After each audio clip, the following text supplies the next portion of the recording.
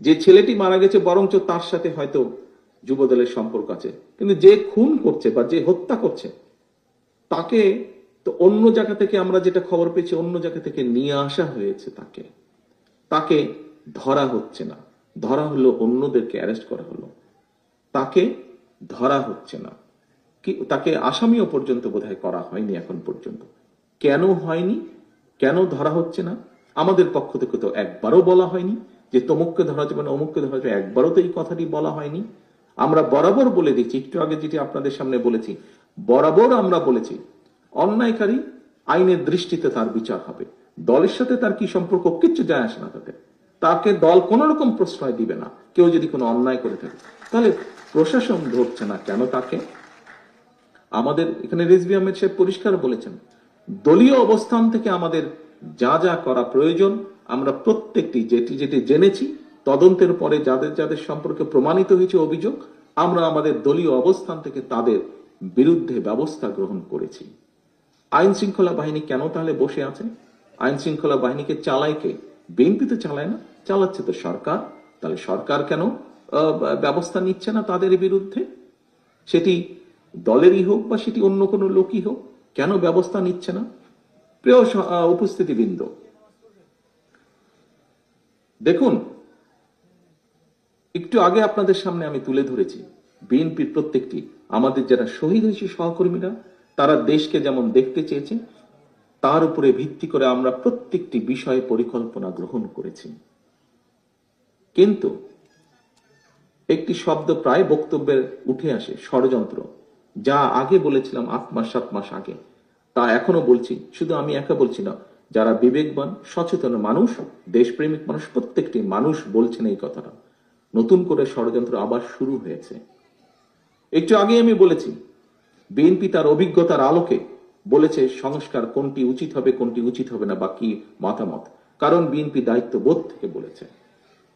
প্রিয় সহকর্মীবৃন্দ, আমরা বরাবর এক কথা বলে এসেছি, আমরা সবসময় গণতন্ত্রে বিশ্বাস করি, বাংলাদেশের স্বাধীনতায় বিশ্বাস করি, বাংলাদেশের মানুষের সার্বভৌমত্ব, দেশের সার্বভৌমত্বে আমরা বিশ্বাস করি, মানুষের কথা বলার অধিকারে আমরা বিশ্বাস করি। বিএনপি তার জন্ম থেকে বলেছে, বিএনপি বহুদলীয় গণতন্ত্রে বিশ্বাস করে। এই কথাটি শুধু বলেনি, এই কথাটি প্রমাণ করে দেখিয়েছে। বিএনপি সংসদীয় গণতন্ত্রে বিশ্বাস করে। বিএনপি শুধু বলেইনি, দেশনেত্রী খালেদা জিয়ার সময় আমরা এটি প্রমাণ করে দিয়েছি প্রেসিডেন্সিয়াল ফর্ম থেকে পার্লামেন্টারিয়ান ফর্মে কনভার্ট করার মাধ্যমে। বিএনপি এই কাজগুলো যেগুলো বিশ্বাস করে বিএনপি প্রমাণ করেছে বিভিন্ন সময় কাজের মাধ্যমে বিএনপি যা বলে। কিন্তু আমরা কি দেখেছি? অনেকগুলো রাজনৈতিক দলকে আমরা দেখেছি, কারোর সাথে আমরা দেখেছি, কারোর ব্যাপারে আমরা দেখেছি স্বাধীনতা যুদ্ধের সময়ের ভূমিকা। যখন বিএনপির প্রতিষ্ঠাতা শহীদ রাষ্ট্রপতি জিয়াউর রহমান স্বাধীনতার ডাক দিয়েছিলেন, সেই সময় আমরা দেখেছি দেশের স্বাধীনতার বিরোধিতা কে করেছে, কাদের পক্ষ নিয়ে দেশের স্বাধীনতার বিরোধিতা করেছে।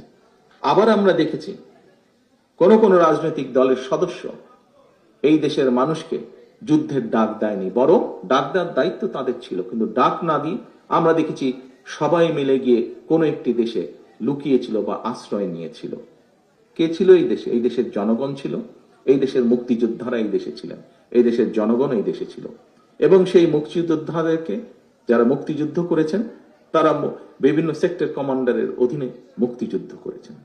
আজকে যদি বিএনপির অবস্থান থেকে আমরা বলি, আমরা কাউকে দেখেছি একটু দূরের একটি দেশের গান গাইতে, আবার কাউকে দেখেছি একদম প্রতিবেশী একটি দেশের গান গাইতে। এখন তো দেখা যাচ্ছে বিএনপি ছাড়া, বাংলাদেশ জাতীয়তাবাদী দল ছাড়া বিভিন্ন দল বিভিন্ন দেশের গান গাইছে বাংলাদেশে। প্রিয় উপস্থিতিবৃন্দ, বাংলাদেশ জাতীয়তাবাদী দলের পক্ষ থেকে আপনাদের সকলের সামনে আজকে জোর গলায় আমি বলতে চাই, বিএনপি বিশ্বাস করে বাংলাদেশের জনগণ তাদের সকল রাজনৈতিক ক্ষমতার উৎস। বিএনপি বিশ্বাস করে বাংলাদেশের অস্তিত্বে, বিএনপি বিশ্বাস করে বাংলাদেশের মানুষের